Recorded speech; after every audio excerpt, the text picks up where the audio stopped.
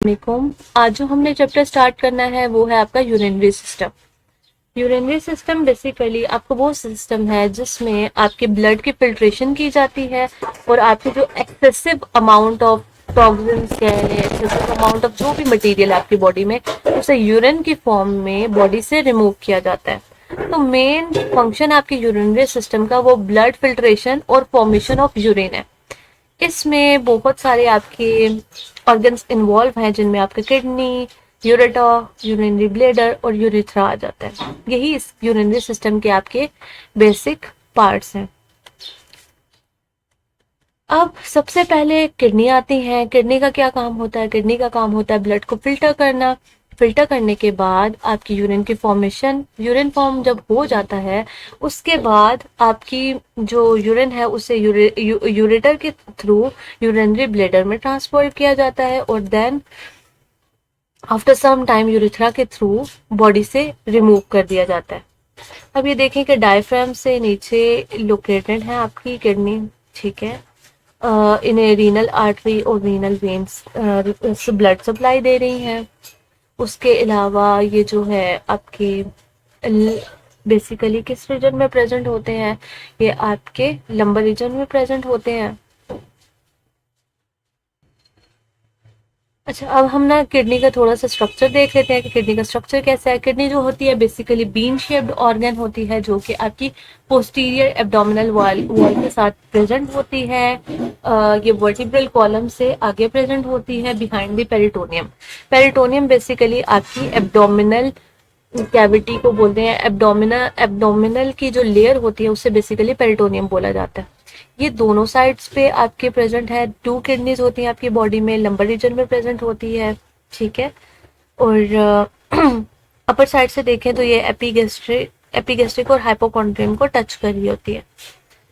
अच्छा, जो आपकी अगर हम इसकी लेंथ की बात करें तो ये 6 सेंटीमीटर लॉन्ग होती है और विड्थ इसकी 3 सेंटीमीटर तक होती है। वेट इसका ऑलमोस्ट होता है 150 grams in male and 135 grams in females. अब इसकी अगर हम स्ट्रक्चर की बात करें तो बेसिकली इसका जो आउटर स्ट्रक्चर होता है उसे हम कॉर्टेक्स बोलते हैं। जो इनर वाला स्ट्रक्चर होता है उसे मेड्यूला बोलते हैं। अब मेड्यूला के अंदर ही आपके पायरामिड सी बने होते हैं, ठीक है। पायरामिड सी शेप बने होते हैं जिन्हें हम कह देते हैं रीनल पायरामिड्स, ठीक है। उसके बाद जो रीनल पायरामिड की बेस होती है उससे बेसिकली हम बोलते हैं आपका पेपिला, ठीक है। ये एपेक्स ऑफ पायरामिड। ये आपको आगे इसकी पिक्चर भी नजर आ जाएगी। ये आपकी किडनी है, ठीक है। अब ये जो आपको इसमें ये पायरामिड शेप नजर आ रही है ये बेसिकली आपका क्या है? ये पायरामिड शेप बेसिकली आपका रीनल पायरामिड है और इसके जो नीचे बेस है वो आपकी क्या है? वो आपकी एपिक्स ऑफ पायरामिड इसे बोलते हैं, ठीक है। अब इसके अंदर जो आपका बेसिक सेल होता है, ठीक है, इसके अंदर जो बेसिक सेल होता है किडनी का, जो स्ट्रक्चरल और फंक्शनल यूनिट ऑफ किडनी है, वो आता है नेफ्रॉन। और यहाँ पर ये आपके नेफ्रॉन का स्ट्रक्चर बना हुआ है जिसे हम अभी थोड़ी देर तक डिस्कस करेंगे। अच्छा, अब ये जो रीनल आपको ये जो एपेक्स ऑफ पिरामिड नजर आ रहा है, इधर से आपकी एक्सटेंड करती हैं आपकी माइनर कैलेक्स मिलके आपके मेजर कैलेक्स बनाती हैं। मेजर कैलेक्स मिलके आपका क्या बनाते हैं? रीनल पेल्विस बनाते हैं। रीनल पेल्विस फिर आपका यूरेटर में ओपन होता है, ठीक है। और ये जो बहुत सारे ना आप कह लें आपके जो कलेक्टिंग ट्यूब्यूल्स होते हैं वो मिलके आपका बेसिकली माइनर कैलेक्स बना रहे होते हैं। अभी हम इसे लेटर ऑन डिस्कस करेंगे। अच्छा, ये हमने किडनी का स्ट्रक्चर तो कर लिया। अब नेफ्रॉन को देख लेते हैं। नेफ्रॉन बेसिकली स्ट्रक्चर और फंक्शनल यूनिट ऑफ किडनी है। आपकी बोथ किडनीज में मिलियन ऑफ नेफ्रॉन प्रेजेंट होते हैं। और अगर हम लेंथ की बात करें तो ये आपकी 45 से 65 मिलीमीटर तक होती है। आपके 2 टाइप्स ऑफ नेफ्रॉन होते हैं। एक आपके कॉर्टिकल नेफ्रॉन्स होते हैं, एक होते हैं जुक्स्टा मेड्यूलरी नेफ्रॉन। जो यूजुअली आपके 85% जो होता है नेफ्रॉन का वो कॉर्टिकल नेफ्रॉन होते हैं। इनमें जो आपका ग्लोमेरुलाई है वो आपका जो है सरफेस के करीब करीब प्रेजेंट होता है, ठीक है।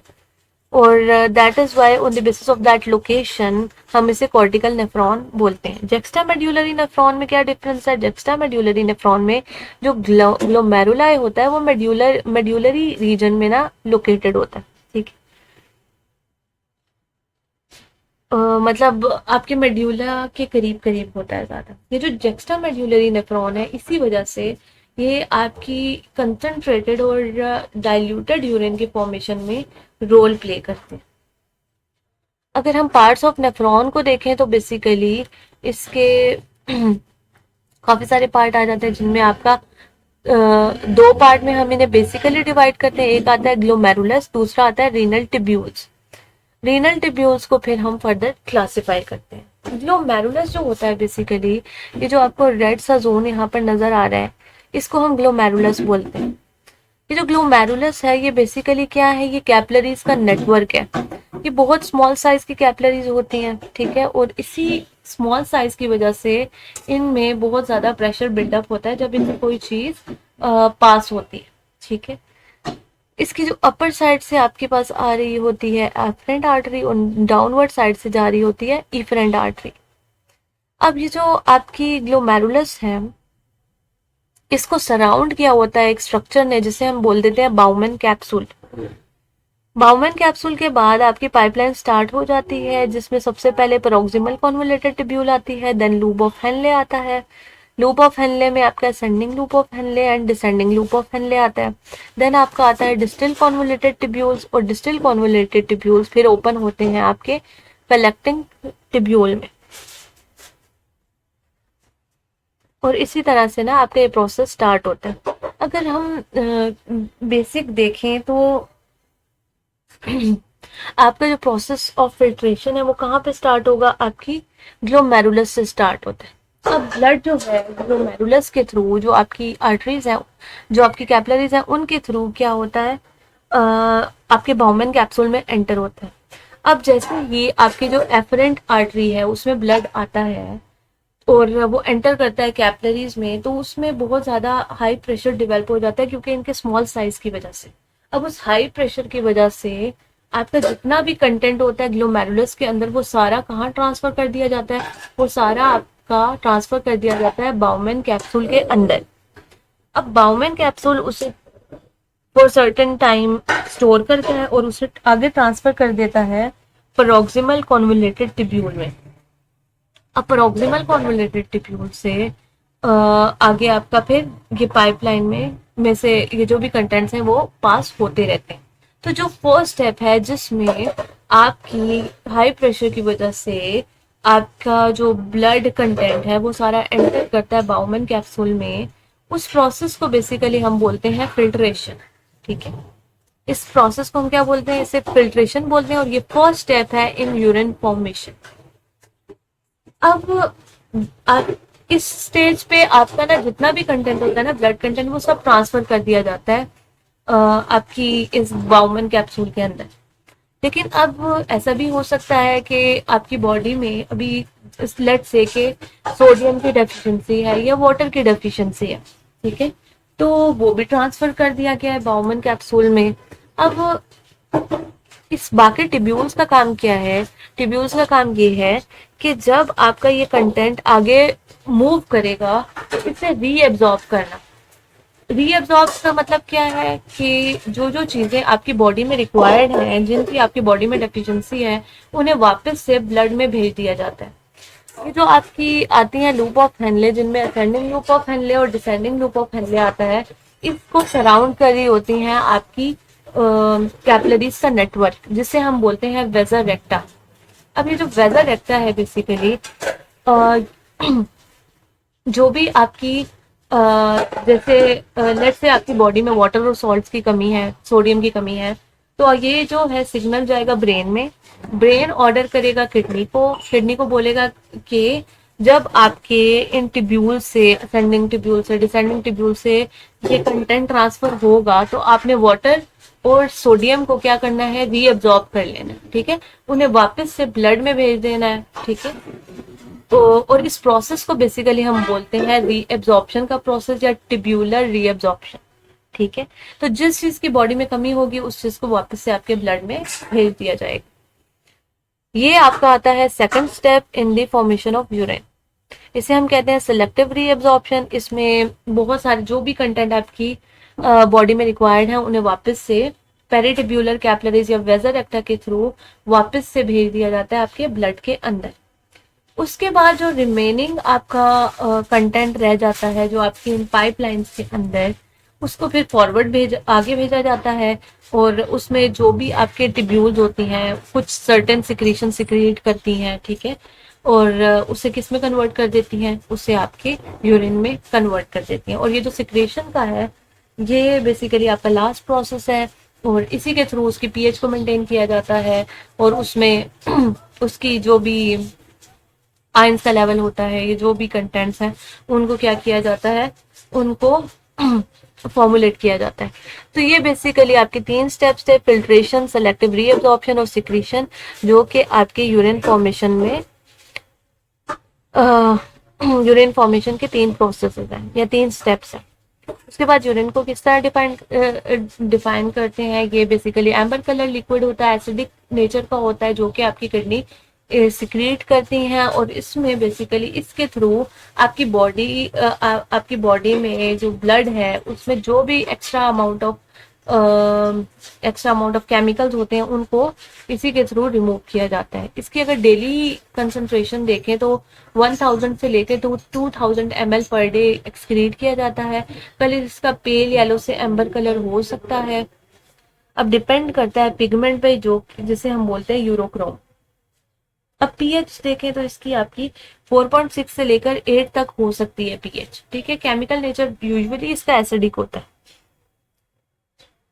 उसके बाद अगर हम इसमें आयंस की कंसंट्रेशन देखें तो इसमें ऑर्गेनिक सब्सटेंसेस भी प्रेजेंट होते हैं, जिनमें urea, creatinine, uric acid, ammonia, creatinine, hippuric acid, oxalic acid, hormones वगैरह ये सब प्रेजेंट होते हैं।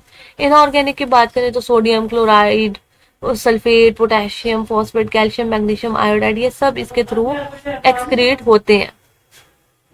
अगर हम एबनॉर्मल कॉन्स्टिट्यूएंट्स ऑफ यूरिन की बात करें तो नॉर्मली प्रोटीन हो गई, शुगर्स हो गई, कार्बोहाइड्रेट, कीटोन बॉडीज, इंडिकन्स, पिगमेंट्स, ये सारी चीजें इसमें प्रेजेंट नहीं होती।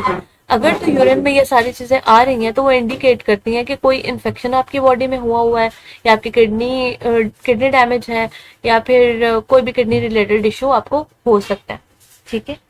तो यूजुअली आपकी एल्ब्यूमिन ग्लोबुलिन है, glucose, fructose, galactose, pentose, RBCs या डब्ल्यूबीसीज, या आपके पिगमेंट्स हो गए जैसे बिलिरुबिन, यूरोक्रोमोजिन, पायरोपायरिन या मेलानिन, अगर ये भी आपके यूरिन का पार्ट बन चुके हैं तो दैट मीन्स कि आपकी बॉडी में कोई इन्फेक्शन है। फॉर्मेशन ऑफ यूरिन का फिर से यहाँ पर थोड़ा सा डिस्क्राइब किया हुआ है। फर्स्ट स्टेप को मैंने बताया था कि आपको फिल्ट्रेशन का होता है, जिसे हम ग्लोमेरुलस फिल्ट्रेशन भी बोलते हैं, और वो जो लिक्विड हमारे पास आता है उसको हम बोलते हैं ग्लोमेरुलस फिल्ट्रेट।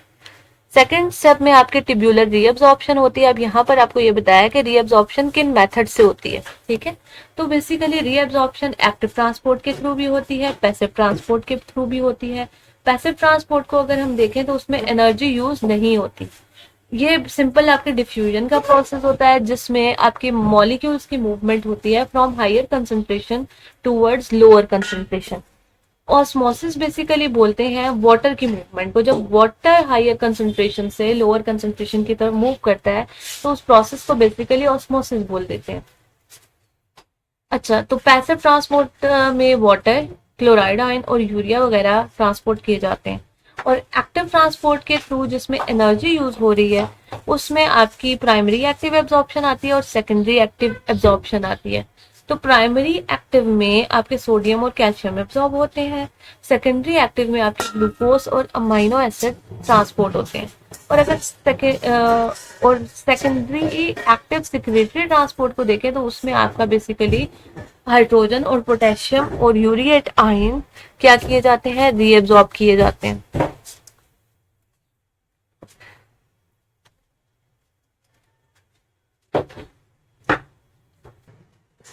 अच्छा, अब हम देख लेते हैं फॉर्मेशन ऑफ डाइल्यूट और कंसंट्रेटेड यूरिन, ठीक है। अब आपकी किडनी यूरिन फॉर्मेशन तो कर रही है, उसके साथ साथ वो आपकी बॉडी की कंडीशन को भी देखती है कि बॉडी में किस चीज का वाटर का लेवल ज्यादा है या कम है, सल्यूट का लेवल ज्यादा है या कम है, और on the basis of that आपकी बॉडी में या डाइल्यूटेड यूरिन प्रोड्यूस होगा या कंसंट्रेटेड यूरिन प्रोड्यूस होगा। डाइल्यूट बेसिकली बोलते हैं ऐसी चीज को जिसमें सॉल्वेंट का कंटेंट ज्यादा है और सल्यूट का कंटेंट कम है। कंसंट्रेटेड कहते हैं ऐसी चीज को जिसके अंदर आपका सल्यूट की कंसंट्रेशन बहुत ज्यादा है और सॉल्वेंट कम है, यानी कि थिक कंसंट्रेटेड से आपके पास लिक्विड है। तो बेसिकली किडनी इस चीज को भी रेगुलेट करती है।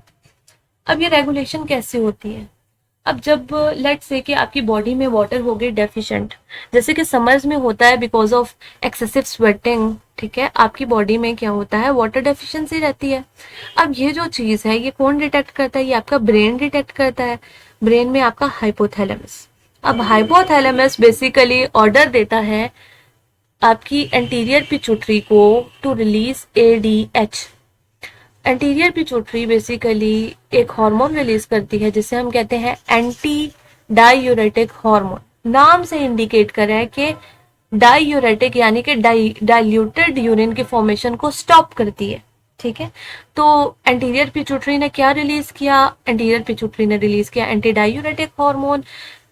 अब ये जो एडीएच है ये बेसिकली रिलीज होता है और आपकी टिब्यूल्स पर जाकर काम करता है और वाटर और सॉल्ट्स की रीएब्जॉर्प्शन इंक्रीज करवाता है। तो जब ये वाटर और सॉल्ट्स की रीएब्जॉर्प्शन को इनहेंस करवाएगा तो अल्टीमेटली जो आपका यूरिन है वो क्या बन जाता है? वो कंसंट्रेटेड यूरिन बनता है, यानी कि एडीएच ज्यादा, कंसंट्रेटेड यूरिन। एडीएच कम, डाइल्यूटेड यूरिन, ठीक है।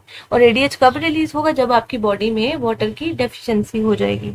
अब लेट्स से कि आपकी बॉडी में एक्सेस अमाउंट ऑफ वाटर है, तो वो भी आपका हाइपोथैलेमस डिटेक्ट करेगा। हाइपोथैलेमस डिटेक्ट करने के बाद एंटीरियर पिट्यूटरी को ऑर्डर देगा कि अब तुमने एडीएच रिलीज नहीं करना, ठीक है। और इन दिस वे जब आपका एडीएच रिलीज नहीं होगा तो जो वाटर और सॉल्ट्स हैं वो आपके यूरिन के थ्रू आपकी मूव आउट कर जाएंगे आपकी बॉडी से, ठीक है, और आपकी डाइल्यूटेड यूरिन की फॉर्मेशन होगी। अब देख लेते हैं कौन कौन से कंपोनेंट्स हैं जो कि आपकी इस डाइल्यूटिंग सिस्टम में और कंसंट्रेटिंग सिस्टम में रोल प्ले करते हैं। अच्छा, इसमें आपकी बहुत सारे जो है इन्वॉल्व हैं चीजें, जिसमें आपके descending limb of loop of Henle है, थिन और thick segments of ascending loop of Henle है, मेड्यूलरी इंटरस्टिशियम है, डिस्टल कॉन्वोलेटेड ट्यूब्यूल है, कलेक्टिंग डक्ट है, वेजा रेक्टा है, जेक्स्ट्रा मेड्यूलरी नेफ्रॉन है। ये सब मिलके आपकी कंसंट्रेटेड या डाइल्यूटेड यूरिन की फॉर्मेशन में रोल प्ले करते हैं। अब डाइल्यूट का मतलब यहाँ पर आपको मेंशन है हाइपो ऑस्मोटिक टू प्लाज्मा, और कंसंट्रेटेड का मतलब है हाइपर ऑस्मोटिक टू प्लाज्मा, ठीक है। और इसको बैलेंस को बेसिकली काउंटर करंट सिस्टम भी बोलते हैं। काउंटर, ये आपको यहाँ पर ना आपको वेजा रेक्टा और आपकी सारी ये मेड्यूलरी इंटरस्टिशियम वगैरह नजर आ रही है। अब यहाँ पर समरी थोड़ी सी दी हुई है जिसमें आपको बताया हुआ है कि अगर आपकी ऑस्मोलैलिटी ऑफ ईसीएफ का मतलब है एक्स्ट्रा सेलुलर फ्लूइड, अगर वो डिक्रीज कर जाएगी, ठीक है, osmolality of extra cellular fluid decrease होने का मतलब है कि आपकी बॉडी में बहुत ज्यादा वाटर हो गया, सल्यूट की कंसंट्रेशन कम हो गई है। देन क्या होगा? देन आपका जो एडीएच है उसकी फॉर्मेशन को स्टॉप किया जाएगा, डिक्रीज होगी उसकी सिक्रीशन, और डिक्रीज इसके रिजल्ट में डिक्रीज रीअब्जॉर्प्शन ऑफ वाटर और सल्यूट होगी। उसके रिजल्ट में आपका ज्यादा से ज्यादा वाटर जो है यूरिन के थ्रू मूव आउट करेगा और आपके पास डाइल्यूटेड यूरिन की फॉर्मेशन होगी। सो ये आपका था चैप्टर आपका यूरिनरी सिस्टम का, ठीक है, जिसमें हमने देखा कि यूरिन की फॉर्मेशन कैसे होती है और क्यों होती है।